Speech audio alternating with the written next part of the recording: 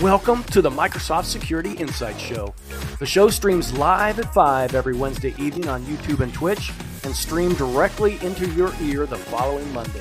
Hosted by Edward Walton, Andrea Fisher, Rod Trent, and Brody Castle, the Microsoft Security Insight Show provides information, news, and tips on Microsoft security solutions.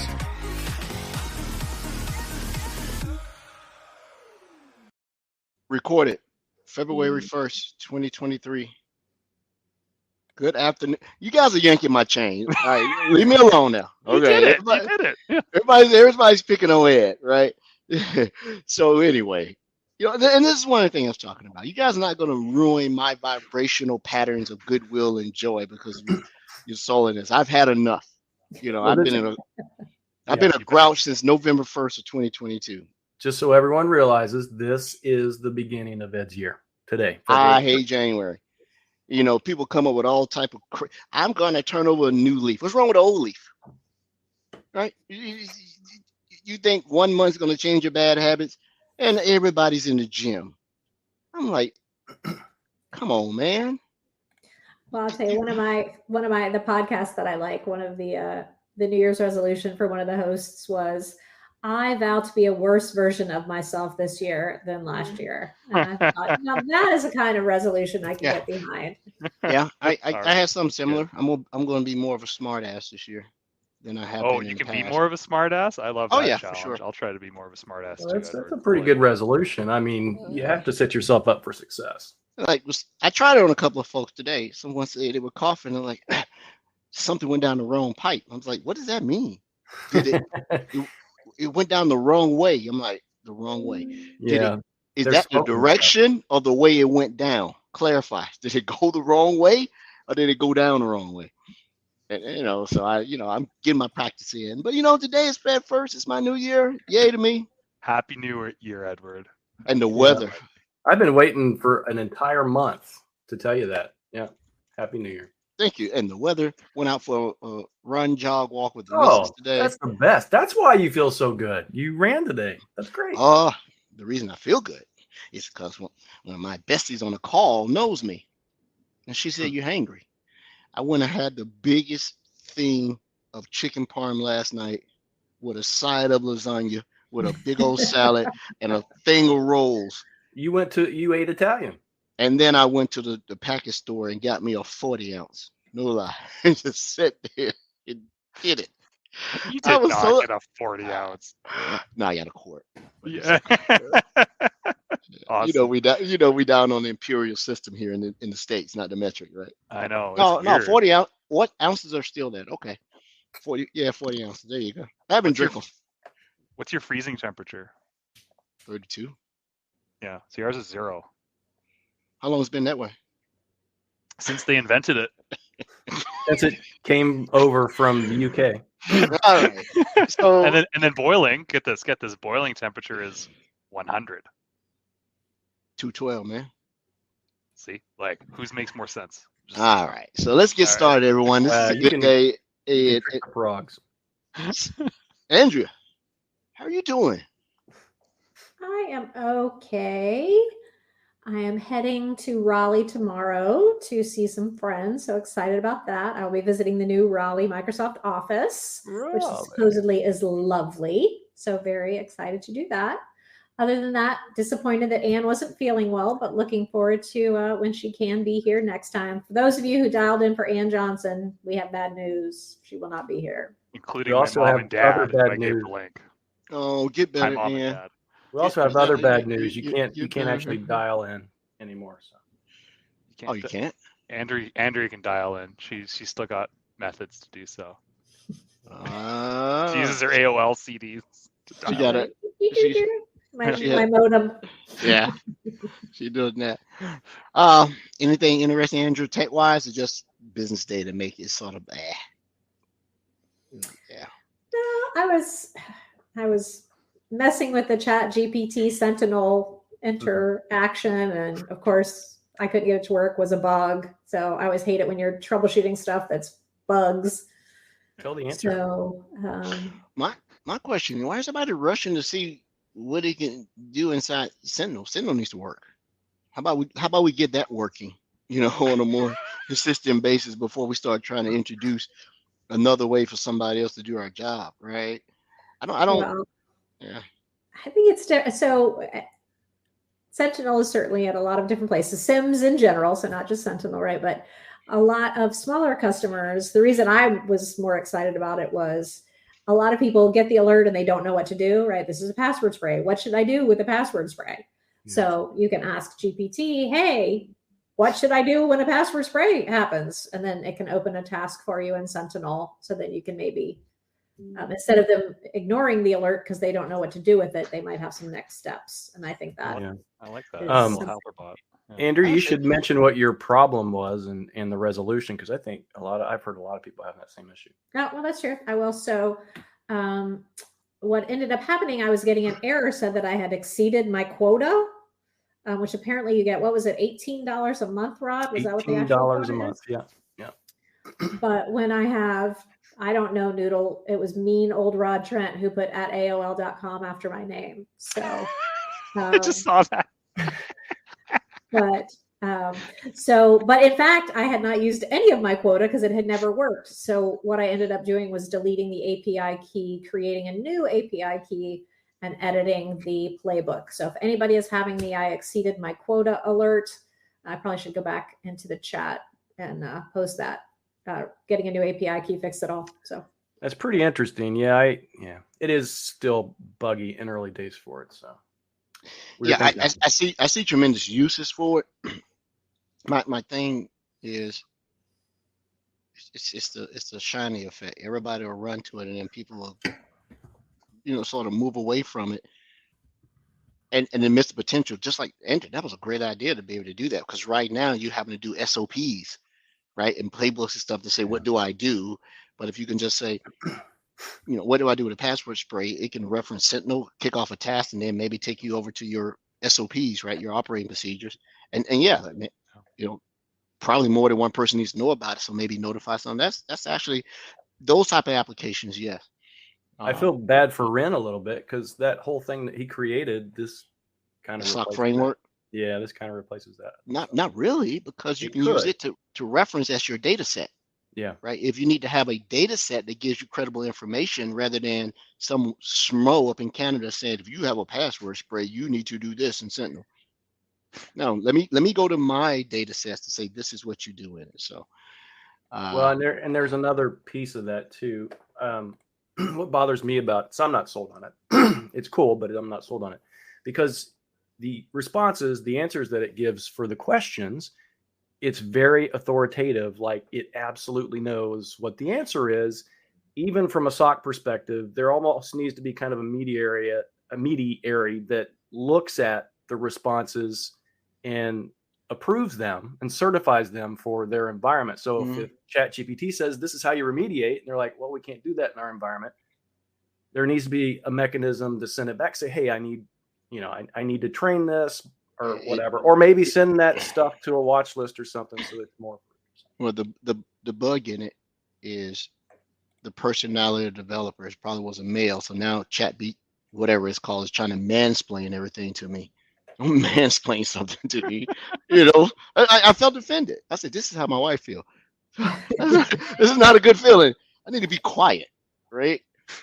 And I heard her say, hallelujah. I'm like, is that right? Now we religious. Yeah, but that's a cool application if I can control where it is pulling its information to sound so authoritative, because I think you said it, Rod, it'll give you the wrong answer with confidence. Oh, yeah. But no SOC analysts ever do that either. That's hilariously accurate. Yes. Yeah, you gotta go. Accurate. Yeah. Well, this is a show of highly opinionated facts in itself. Yeah. That's fair. So well, building on that, if I may. So Jacques Van Zilge, friend of the show, right? We got Jacques coming on internally at Microsoft in like a week and a half, and I'm like, Jacques, what do you want to talk about?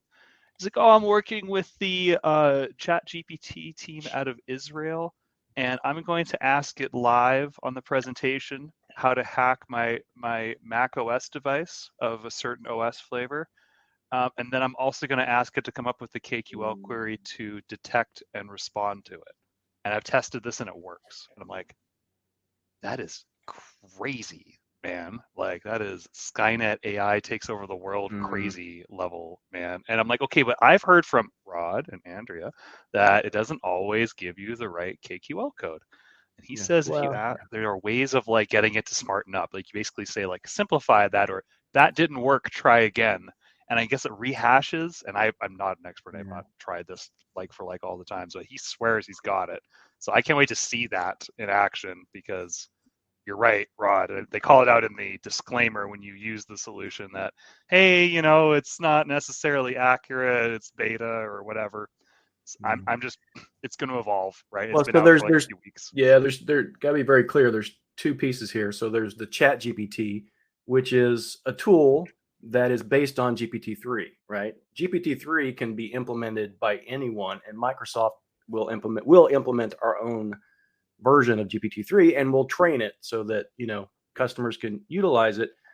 They're going to improve Bing with it and a few Office and a few other things, but customers will be able to utilize our version of that, and hopefully it'll be trained efficiently and effectively that the responses you get will be kind of in tune with our platforms.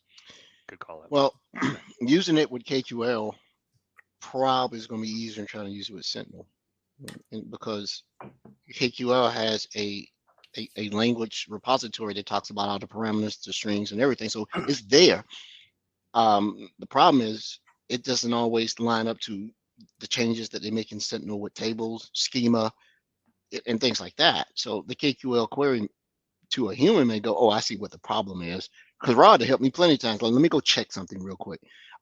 They changed the way this KQL integrates with or interacts with this particular table. It does this thing. So maybe just saying, I think it would be great as something that can write the base query for me. Yeah. And then I can come in and like, oh, okay, that's what's wrong. Some magic over top of it. Yeah. Magic is a thing. I like magic. Yeah, I like magic. Yeah. Magic. It's certainly interesting. We're all talking about it, and everyone's talking about it. Yeah. But here's the thing. It goes back to why I'm afraid. It's the hype, like blockchain and Bitcoin. I mean, blockchain and cryptocurrency. Both legitimate, but people sort of separated them as though they were individuals. So the hype about cryptocurrency went up, but the actual underlying technology, which is the digital ledger, is trailing behind. I read an article someone wrote into the New York Times Tech, an op-ed that says that blockchain, since its inception, has been a horrible failure based on expectations that have been put out there. It has not changed much of how we do business. And cryptocurrency is a joke, right? You keep playing with it if you want. Speculative stuff. It's a rich person's game. Right. And the opinions of Edward does not necessarily reflect the opinions of individuals on this show or the show itself. It's me. Now, it's not to say that I don't own cryptocurrency. I have not dabbled in it. I'm just like, we're so focused on the shiny new, everybody's crypto millionaires, FTX. But we're starting to forget. I think the blockchain has the potential, especially in certain applications, man, to be, phenomenal. Now that the hype is gone about it being unbreakable, a digital ledger is not unbreakable. No, it's public, right? It's public, and it's not unbreakable is the wrong term. It's confident integrity. It has integrity, so you can track it, right? It is a firm piece of information that you can use to track, but it's not unbreakable. That would be a bad way. I'm gonna use a big word and see if I can get through it and not shame myself. The underlying cryptology and encryption method is not so robust that it's undecipherable. We got quantum stuff coming up. Yeah. So and plus you said it. If I can beat up on it and you can't stop me and it's open, so I can just keep beating on it. Just beat on it. I'll find something. Yeah, fair. You find something. I'm not even gonna go with the analogy I was gonna give. I'll leave it alone. So Andrea, I hope you have a better day. Hope you have a great day like I had today. Thank you for the meal, suggestion yesterday. I'm not telling you, I stuffed it down my gullet. So it was pretty good. Oh, my Italian food. And I don't even eat Italian food unless I'm in Italy. So sometimes you need a carb overload. It's good for you. And I think I was goofy yesterday. I didn't have enough carbs. I was goofy yesterday. Something was going on. It was like Tom Hanks being on the stranded on the island, I thought. And then you took a picture of me yesterday like I was asleep. Yeah, you passed out suddenly during our Ann Johnson planning session. Not that we plan or anything, anybody. This is all off the cuff all the time. Speaking of, So, I'll talk to that in a minute. So what about you, Mr. Cassell? Well, there it is. Rod's got Edward's picture up on his. Yeah, that looks great. Passed out right in the middle of our show.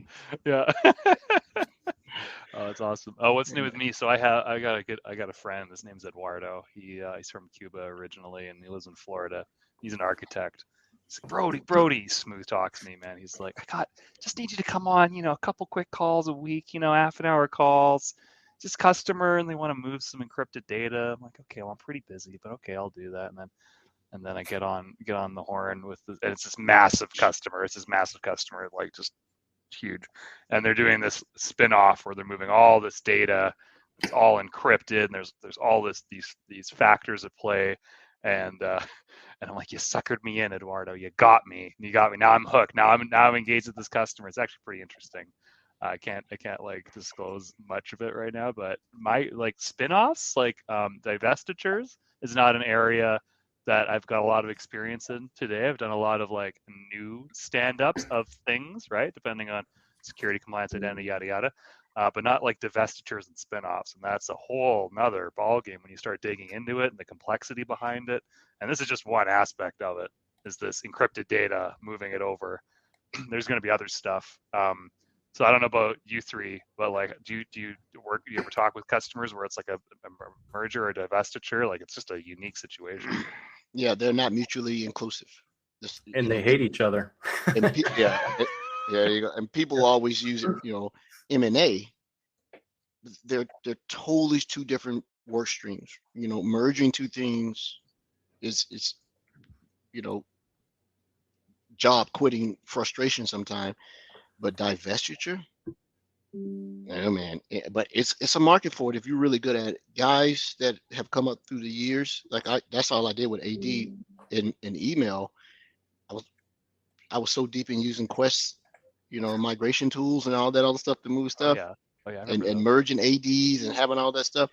It is hugely important, especially when customers want to sort of separate what they're doing within their business units rather than wholesale go up to cloud directory. Right. Because if you don't, you're taking the mess from on-premise to the cloud. You're taking the mess with you. Well, and I always say that's actually a really good point, Edward. Like, regardless if it's a divestiture or a new stand-up, I mean, if you're ever coming from one thing, whether it's on-prem or maybe like a different security solution, I deal with this with Andrew's favorite Defender for Endpoint all the time when customers are coming from like another competing product. It's like, well, don't just like try to look at it like, okay, we've got to move everything over exact. Right. And it's just a bad way of looking at it. Like assess what you got, what you need to keep. There's probably some stuff you can get rid of, like that Netscape Navigator exception. You could probably get rid of that, right? Probably don't need that anymore.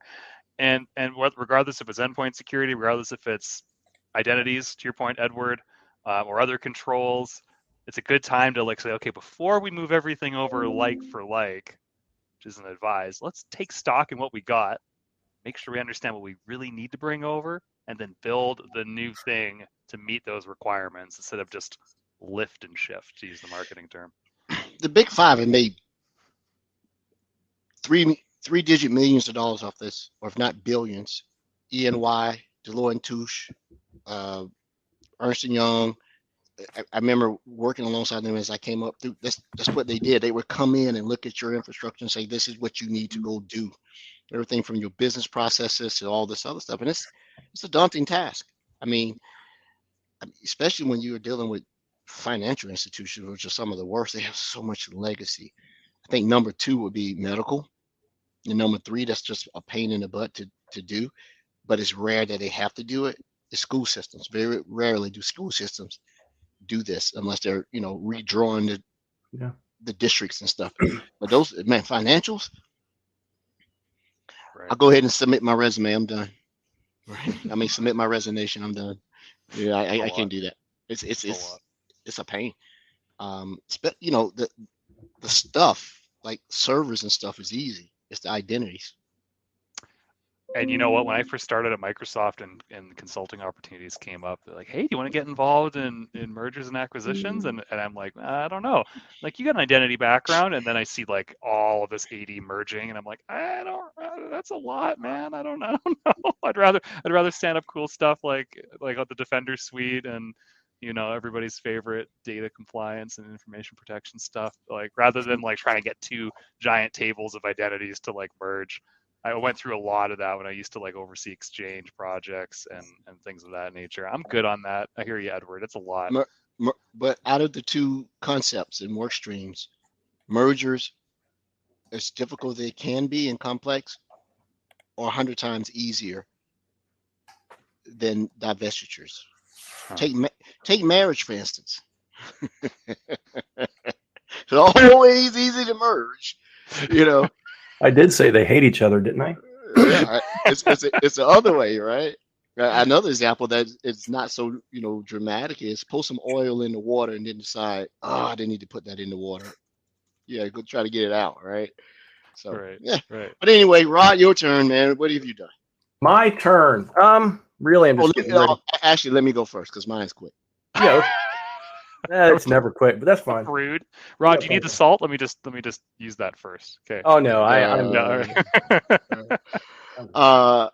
had every opportunity to be in a crappy mood all day today based on the first call I had this morning. That was not what was in the meeting title.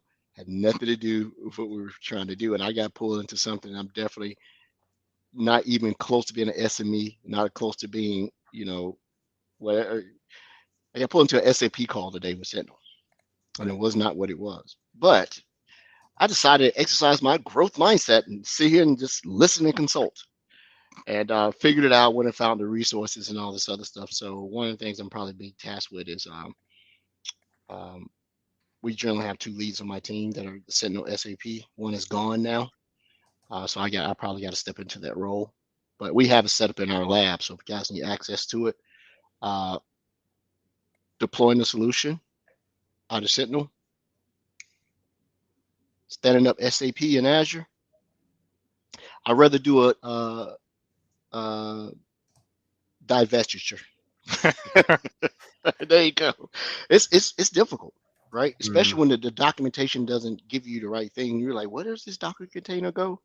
Is it PaaS service or is it an IaaS deployment? It is a IaaS deployment because they say either set up a VM or a Docker instance or Kubernetes, whatever. And inside of there, the SAP agent is configured as a data connector. So the data connector is not only the process, you need a physical machine similar to what a log collector is, except for it's a pass-through, right? And you talk to the on-premise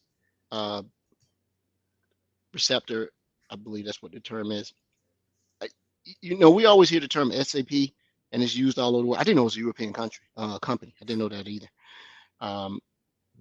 Dude, there's so many moving parts. I hear it's a beast. I've never touched it in my life. I've seen it on the side, but I've never had to implement it. So it's a beast. But I tell you this: if I was on the dark side of the force, go after that. Because if you get keys to the kingdom, you can send out invoices and do wire transfers out of it.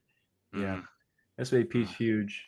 We have a few new blog posts about that solution out on the Sentinel blog, and there's another one coming here in the next couple of days. So when I come up, Mike Bannon, he said very German and way over engineered. Yeah, there you go. It's like, yeah, it is. But once I can talk more intelligently about it, I'd like to make it a topic on the show and maybe get one of the program guys to come on. He was on this morning. I had to go find him and get him to come on. And plus, a gentleman on my team, UMesh, he's really good. So he's really thrown himself into it. When it stumped Ren for a while and all of us was frustrated about it, like, man, we can't get this to work, then it's hard, right? Yeah. But that's all I had today. Did some pricing. I also want to talk about something, or either get somebody else to come on, how, and this is going to be sort of controversial. Well, we'll say for the show, we're going to talk about designing Sentinel from an architecture technical aspect and designing Sentinel from price is the North Star. you got to take this and make this work, right? If you watch the 10 Commandments with Charlton Heston, when Pharaoh told him make bricks without straw. Let's see how you do that, right? And that's and what is happening, what is exacerbating this. I want to take it away from my guests that are going to come on. It is Google. They're problematic in the whole cloud SIM thing. They're not a SIM. They're not in the cloud. They're faking it. To me, they're not being, totally transparent in their pricing about what they go. It would be a great topic for the show. I learned that today. I said in 2 Google compete calls, and I'm like, that doesn't work like that, right? And that's it. All right. All right, now, Rod, you can have it. Happy to hear it. Yeah, I was just answering some SAP questions in our chat. So I will be 3 or 4 months from now. I'll be able to talk about some other things. What? Did you say something? No. Okay. From my perspective, I got a few things that I just need to make everyone aware of. A couple of things to start out with. Number one, for those that, excuse me. Did it go down the wrong way? I sound a little bit like Ann, I guess. Ann Johnson is not here with us tonight. She's not in the green room. We're not going to bring her on screen here at any time this evening. And I apologize for that. And Ann does too. It was just kind of last second thing. I don't know what's really going on, at least in my area. And it sounds like where Ann is at as well. And I think a lot of other people the same way. This past season has been thick with illness. I've been sick 3 times within the past couple months. My wife is on her 3rd. I guess it's just me and her passing it back and forth. Who knows? As married couples kind of do. But Anna's sick. She really suggested that she could muscle through, and I totally appreciate that. But I told her it's okay because, she couldn't not cough through tonight's episode. So she's coming back on in March, which actually works out best for us because we are our group. We're going to focus on women in cybersecurity the month of March, and so we have some really cool people coming on. So we're adding Ann to that group. Vasu will be on, and also Maria Thompson from MISA from our security group. Yep, she'll be on the 1st of March, and then I think Vasu is next. I have to work with Ann's folks to get her on probably that 3rd week in March potentially. So we'll announce that. Another thing I think it's for our listeners and watchers that is important, every 3rd Wednesday for the past, year and a half, something like that. This show has been on Microsoft Reactor. Microsoft Reactor is really heavy developer. They're trying to kind of this foray into security stuff, and we were the first to kind of do that. And I really truly appreciate what they did for us and gave us that opportunity because they do kind of have a really large following, and it really did help us to expose us to other folks that we might not have been able to expose ourselves to. I know that sounds a little weird the way I put it, but yeah, right. But appreciate it. But we're actually doing much better, and we feel like we're much better able to control the show and everything about it, doing it ourselves on StreamYard. Very similar to what Microsoft Reactor does. So we're kind of jumping away from Reactor for a little while, if not for good. And again, I appreciate all that they did for us. That we've worked with some amazing people over at Microsoft So nice. Reactor. Yep. So nice. It was I wish them well. It doesn't mean it's the end of things that we do with them, because I actually have a couple things I have to do with Reactor in the next few months or something like that. Anyways, and to clarify Raw's statement that we done a good thing. We're not leaving because we believe they were deficient in anything. Me personally, while it was a great outlet for those who did listen, I didn't think we were bringing much value to the Reactor show in itself, because none of us really are developers like that. And if one of us had been a little closer to maybe secure, development lifecycle stuff and threat modeling that the developers could sort of get into, I think if the developer did pop in within 10 or 15 minutes, they go, "What is this? I have no idea what they're talking about," right? We had Michael Howard on, and he was probably the closest thing to a developer guest that we've ever had with SDLC conference and DevSec. And he wanted to talk about everything but, so that was. Yeah, that is true. He's a good guy. We had a good time. We did it. It was an experiment, right? Just to see. You know, we thought that community had a interest that wasn't being addressed, a deficit. Maybe they do, but not in the audience size that we thought it was going to be, right? So we're doing well now. We have to shrink in. As Andrew said, the show has to be more professional. You yahoos coming in here, you got to get it right. So I guess I'll be. Andrea's so good for this show. Love it. Really good. If we could just get her to talk more. We got to get her to get a back scratcher. Yeah, Andrew, do you have a back scratcher? No, you don't. No, she's got the. She'll hire someone to scratch turn your back. around. Let me get your back. You turn around. I got you right here. We were gonna do. So a couple other things that I need to absolutely mention before we move on, because I'm sure we're gonna come up with some other topics here. Blue Hat is next week at Microsoft on campus. For anyone that will be there next week that's listening, our partners, our MVPs. Actually, we had some new MVPs inducted today, which is awesome. Some new security MVPs. I'll be there next week running the Cyber Village. So weird. Rod Trent's going to be at an event in person. Weird. Come see me. Yeah. And what we do next week, this is kind of interesting. Even if you're not at Blue Hat next week, if you happen to go to Black Hat or RSA or anything or one of those other security events this year, what we do at Blue Hat next year in the Village, we're doing it next week at the Village. What we're doing next week, we're doing it so that we can practice for Black Hat and RSA. So whatever we do next week, you'll see it at Black Hat and RSA as well. We have a brand new event coming up, Microsoft Secure, March 28th. It's a virtual only event at this point. And a lot of people might think, oh, virtual event, I don't need to attend this thing. I heard today that we are announcing some significant products or product enhancements for Microsoft Secure. So I would suggest don't ignore this event. Interesting. There were some other things that they wanted to announce at Microsoft Secure this in March, but that's not going to happen. Registration for this, I think, opens next week. And so just watch MSFT Security on Twitter and or come here. Well, yeah, we'll talk about it too. So, and also next week, I'm there also doing some things in preparation for Build. So I know that's a developer conference, but there's going to be, I promise you, there will be a lot of security topics at Build this year. And Microsoft's two big investments are what? Security and AI. Security and AI. So you can expect a lot of that at Build. Oh, I as you walk through Build, I can see all the reactor guys, developers giving you the eye.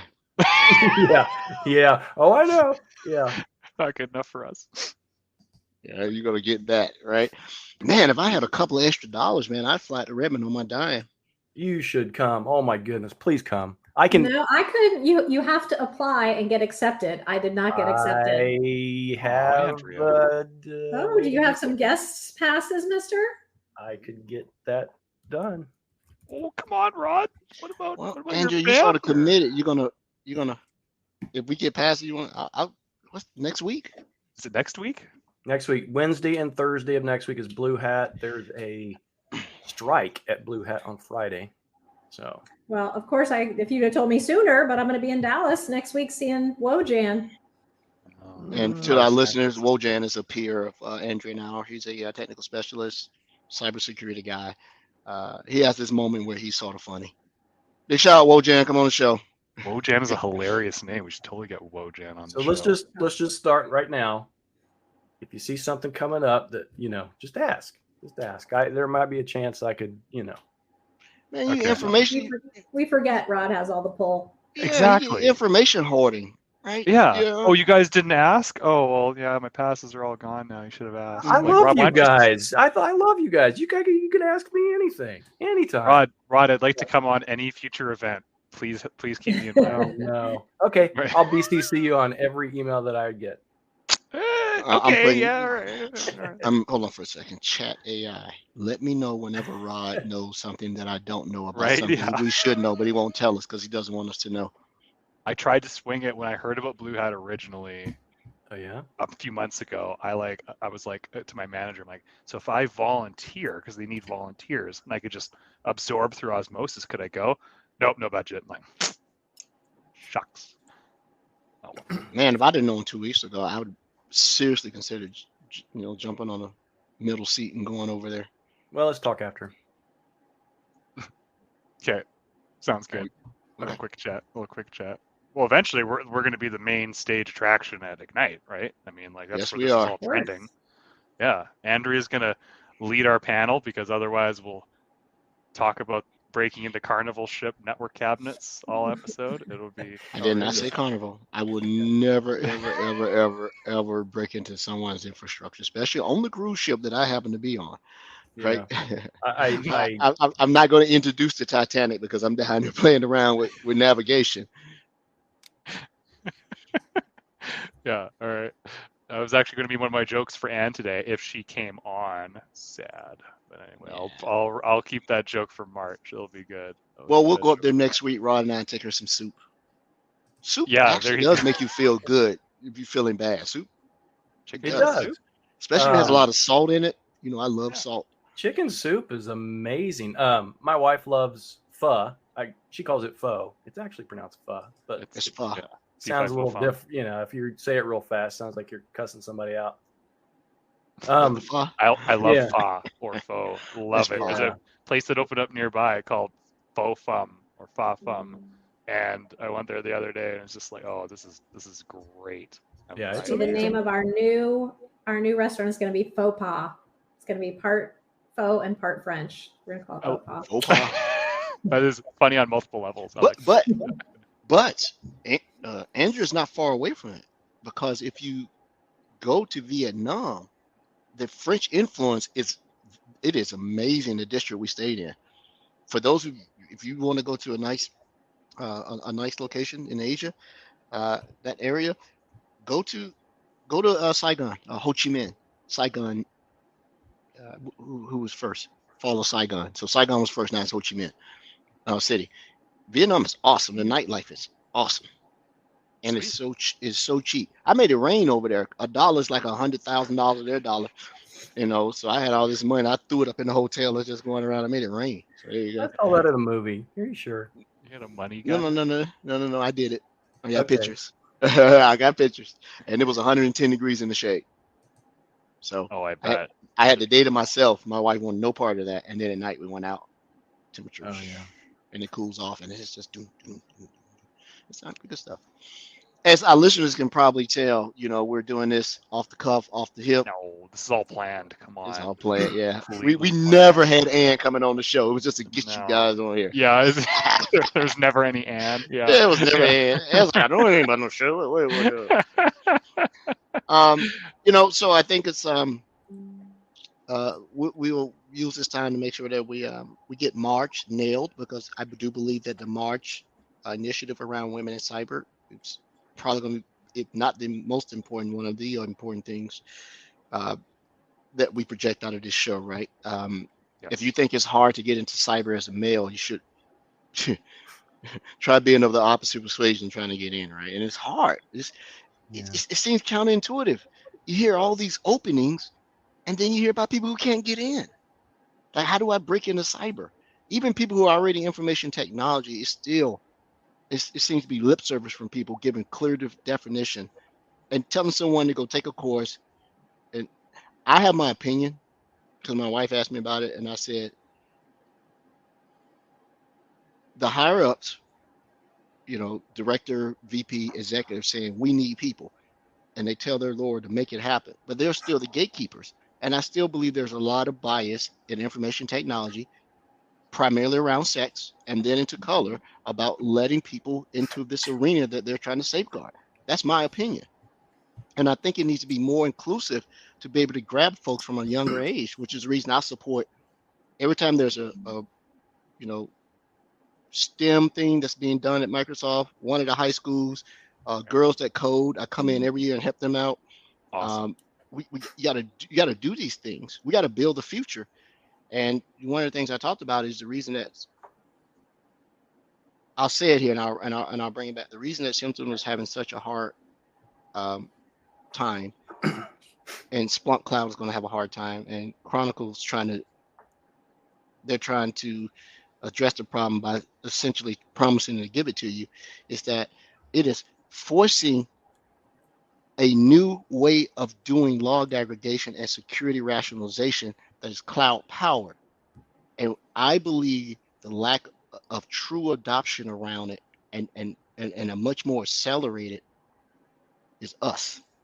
It's old heads like me and Rod and Andrew, not us particular, who it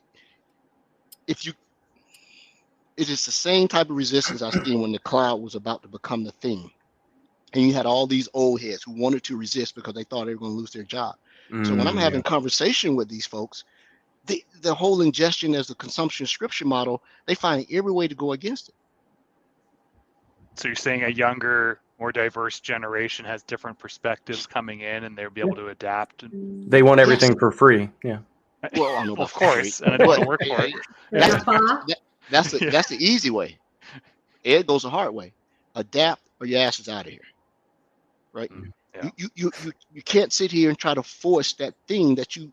Well, this is the way we did it on-prem. Right then, I realized this has nothing to do with the technology. I hate those conversations where it's like, well, this is nothing to do with it. It's the hardest conversation to have with people. That is 100% true. I had a friend at Microsoft who was one of the first premier field engineers for Exchange, and she didn't want to learn. She wanted to stay on-premise Exchange. She didn't want to move to the O365 model. So she left Microsoft and went to a place that had on-premises Exchange, and then eventually, it is adapt or die for sure. Yeah, and it's not a hard thing because it is not. It may be depreciating what you've worked on for years, and I'm not a young guy. But I'm not extremely long in the tooth. And I think our longevity, both Andrea, I, and Rod, bro, you still back there. You may catch up one day. But our adaptability is probably why, because when something comes out, we had a general passion for it. Man, this may be cool. I came up through the ranks. I mean, I used to have a cart with a laptop, antennas, doing wireless site surveys. And then when the whole thing came about doing it inside the product by just introducing a map and using projected cell densities, you thought you were out of a job, right? Because that was a way of doing it. Exchange. I was an on-premise guy, 2000, 2003, 2007, 2010. But the minute I heard about them taking Exchange and making it hosted and then go to BPOS, I'm like, man, this may be cool, right? I got to deal with this database and back it up and do all this stuff. And, people yelling like, hey, backups didn't run and stuff like that. Yeah. You got to adapt. You have to be willing to just start from scratch sometimes, right? Yeah. That's the way things are. I've had so many instances in just personal life and professional as well, where if it's not efficient or if it's not working, you learn over time that you just kind of have to start from scratch. I forget what you knew and start here and do better. It's actually fun. It's a fun mindset. And as I got, if I aged in my career, one more thing to close this out. I don't know if you guys ever felt this. There was a point, I'm sure all of us felt it, that we thought we were aging out, that technology was passing us too fast. It was a young person's game, all this stuff. And then there was no value to being a experienced or older technologist. I'm finding that is reversing now. Yeah, absolutely. Because these young millennials, they can't troubleshoot. They have no reference. You might always call them chat GPTs. They talk with authority with so little experience in the background behind them, right? And experience lends you to be able to go, not exactly what I've worked on in the past, but I see a semblance to it. Let me try this route. Experience allows you to try something that nobody else would even think about. Yeah. Right. But at the same time, I love the excitement and energy of these youngsters, if you want to call them that, because it keeps me incentivized. I'm a highly competitive person, right? So I'm just I'm going to dig in and I'm going to be like, I want to do that. Technology excites me. I'm fortunate. Every technology absolutely excites me, and I can find some kind of value in it. So I love it. And like I said, this is not a bash against folks who are all there because, not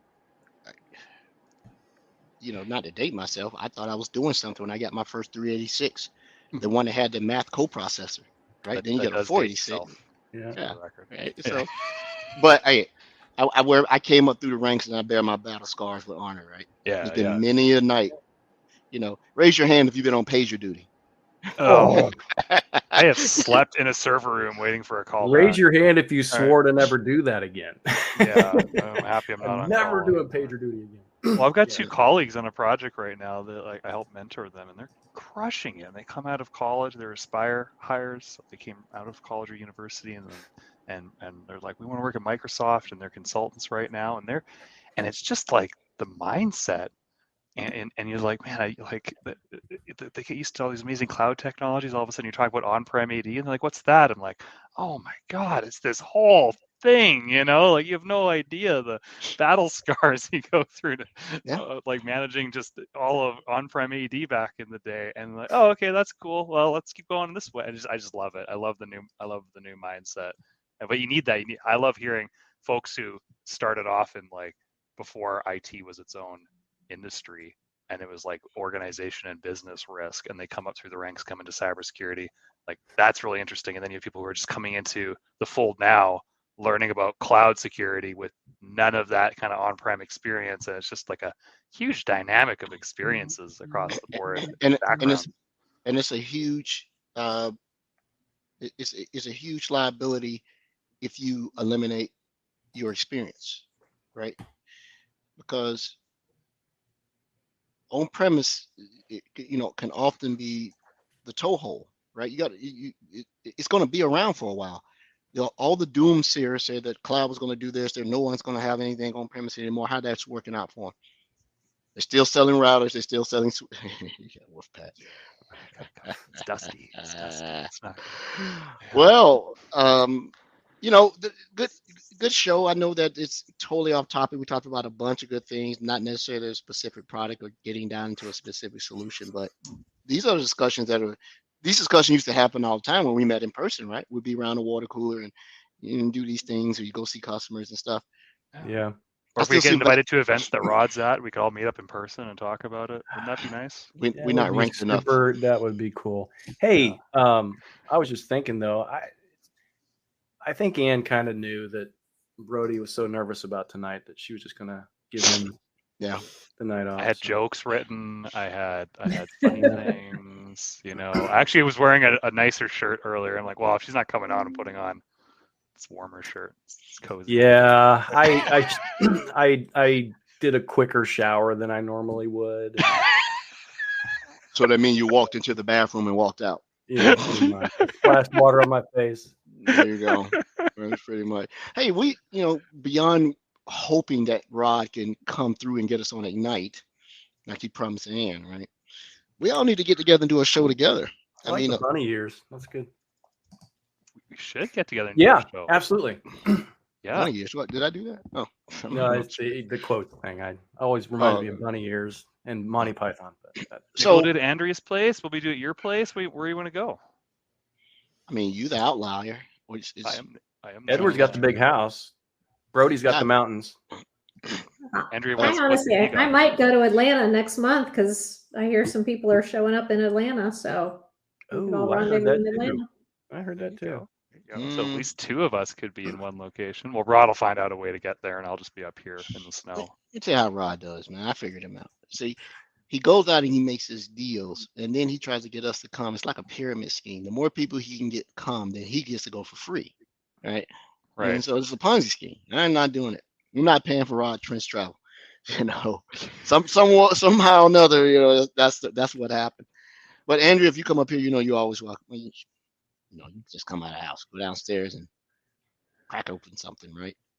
Have you all had, I was thinking, or actually Mark Simos was in the office the other day and he and I were sitting down and having a chat and we started talking about quantum computing and the future of encryption. Have y'all had a conversation with somebody like that? I think that would be, audience, tell us, is that something that would be interesting? I think it's interesting, and evidently Microsoft does too, because they have a little small office here. If you don't know where to go look for it, you will miss it, and that's what they do in there. They should. Well, there was a recent announcement about an initiative that Microsoft's working on with another few organizations around planning for the next generation of encryption. You gotta get on top of that, like now. Now, I don't think the quantum computer is in that location, but I think the people that were working, I met them. You know, I'm like, what is this office? It's not the one downtown. It's a name for it too. I thought all of your computers you got in your office right there constituted the quantum computer. The original quantum, the original quantum computer is this, man. The brain. All right, Edward. All right. Okay. So outside of listening to Edward's brain, all of you, all of us.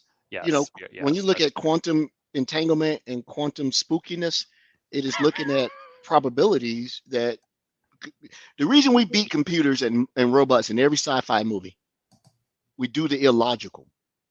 No creature's going to run and jump on a grenade to save the rest of its other robots, right? Not even ChatGPT. How do I save my comrades? Sucks to be them. That's what you're going to get back, right? And so Andrea, tell Mark we're interested. Mark also was sick in the past. He ghosted us. Couldn't come on. Yeah, he ghosted us. So Mark could be friend of the show. We'd love to have you on. Wow. Andrea has. He had his digits. It does not. Honestly, I don't know that he's the expert that we should have. We were just having a conversation about it. Oh, so you're saying that conversation didn't go well? Yeah. I'm just saying that's, finding someone who actually was an expert in that topic might be. I know a couple of folks. Sounds good. Yeah, I met him when I did I went on the Azure Podcast show, right? So. Big shout out to the Azure. Oh yeah, I've been on that a couple of times. Really? The Microsoft Azure Azure Podcast is golly, now you made me forget. I'm thinking about the guy that got me into Ethereum. Kel Teeter. Kel Teeter is one of the hosts, so they do pretty good. They don't really talk security, which is the reason I came on a couple of times. But when you're talking about Azure workloads, I listen to the show still. And they've been around a while. So if you're looking for Azure, you talk about all the things, I recommend that show. And it's almost exclusively Microsoft individuals. Sometimes they get a partner, a third party to come in. I remember Terraform was on there for a while. Not Terraform, HashiCorp, the people that own Terraform. What is the Azure show called? Let me find out. I'll be quiet and go look. It's on that computer. It's not on this one here. It's on his podcast streaming computer. Is it Azure or Azure, Edward? It's according to what you French or not. Andrew speaks fluent French. Andrew, tell us which is it? Well, in the South, we say Azure. Oh, right. Yeah, down here, it's Azure. But when you are in France, it is Azure. And when you have a cold, it is Azure. Yeah, sure. Yeah. That's bad. Sorry. That's bad. It's a dad joke. Have to do it. Here's our guest Kavik. There we go. Good boy. So while Scott Lang is looking for the Azure Podcast link, I think, Andrew, you bring up a good thought, a good idea about getting some commentary and topic requests from our audience and from this community. So I may dump something out on our Substack, a poll or survey or something, so people can. I don't know why I'm not seeing all the chats. I just put it in there. There you go. Thank you. There's the Azure Podcast. Rod, toss it out on Substack, toss it on Discord. We love a poll. We try to cover a large gamut of topics, but I think Andrew's awesome on that. So one of the guests this week, and I've seen her name before because of something that Rod told me last week, is Yvonne Basilik, and she's talking about streamlining DevOps with Bicep. Oh, Bicep. Mm-hmm. Bicep is something definitely to learn. Mm-hmm. Cool. Good chat. We can also have a pets episode. They actually talked about DDoS protection in Azure. Episode 447. I was telling my dad about this episode, and he's like, "Do you want me to come on and talk about DOS if Anne's not going to be on?" And I'm like, "No, but thank you." I thought you said dogs. I first said dogs, and then I pivoted. DOS is even more interesting. I think October is all dog month or something like dogs and cybersecurity. Dogs and cybersecurity. I love that. Pets. Yeah, pets of cybersecurity. Scruff the security dog. The cybersecurity dog now, right? Scruff the cybersecurity. We got to get us an official show pet. What do we need to get? Yeah, mascot. We could get a mascot. Like a jellyfish or something? I don't know. A jellyfish. Yeah. I have a spider sitting here next to me. Unless they're radioactive spiders. Guinea pig. Guinea pig. Canary in a coal mine. Then we should get two pets. We should get a guinea pig and a boa constrictor. Let them do the show together. See what happens. And that's how we should on YouTube and Twitch. We should end every year putting them in the same cage, and then we have to get new mascots every year. Yeah, well, good chat. Good chat, everybody. It was good chat. We wanted to make sure we got to at least 1,800 before we call it quits. Stay tuned. We'll have a guest next week. We'll be more on our topics. I do have some cool stuff that I'm gonna finish up this week. Next week, lab is almost done. Sort of did it backwards. I updated all the VMs, but my VMware expert said you should have updated ESX first, then update your VMs. I'm like, I have to take your word for it. It's always something. Not my forte. And so you guys know that Andrea knows is SCEP supported on Windows 2012 server. You want me to Google that for you? It's not. It's at first I said yes.